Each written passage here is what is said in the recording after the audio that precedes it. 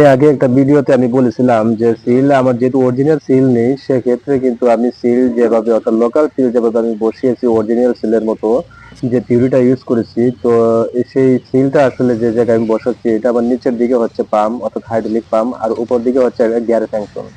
তো সেই gear function আর যে হাইড্রোলিকে যে পাম্প আছে সেটার মাঝামাঝি স্থানে, কারণ আমার গিয়ার অয়েল প্লাস আমার হাইড্রোলিক দুটোই কিন্তু আবার চেক দিতে হবে, সেক্ষেত্রে কিন্তু আমাকে তেলটা অবশ্যই ওইভাবেই বসাতে হবে যেভাবে বসালে যে আমার দুই দিকে অয়েলটা চেক দিবে।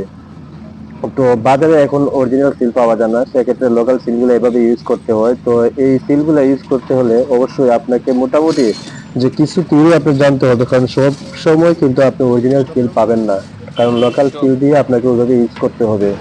তো এখানে যে সিলটা আমি ইউজ করছি, আসলে এই সিলটা ইউজ করতে হলে অবশ্যই কিছু কিছু সিস্টেম আছে, অর্থাৎ এগুলো আমাকে মেনে চলতে হবে। যেমন কোন দিক দিয়ে আমার অয়েলের প্রেশারটা একটু বেশি পরিমাণ বা ইয়ে হচ্ছে, ওইটাই আমার চেক মূলত আমার মাথায় রাখতে হবে। মাথায় রেখে দুই দিকেই কিন্তু আমাকে ওই সিস্টেম করে আমাকে এটা অয়েল সিলটা আমাকে বসাতে হবে।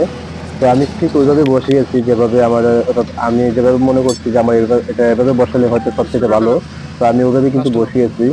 তো ওই বিষয়গুলো অবশ্যই কিন্তু ফলো করতে হবে, কারণ যদি একটা স্কিলের উপর কিন্তু ডিপেন্ড করে অনেক কিছু।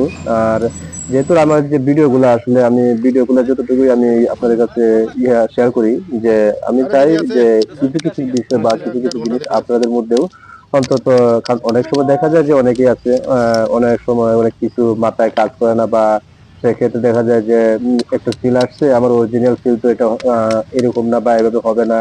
তো সেক্ষেত্রে আপনি কিভাবে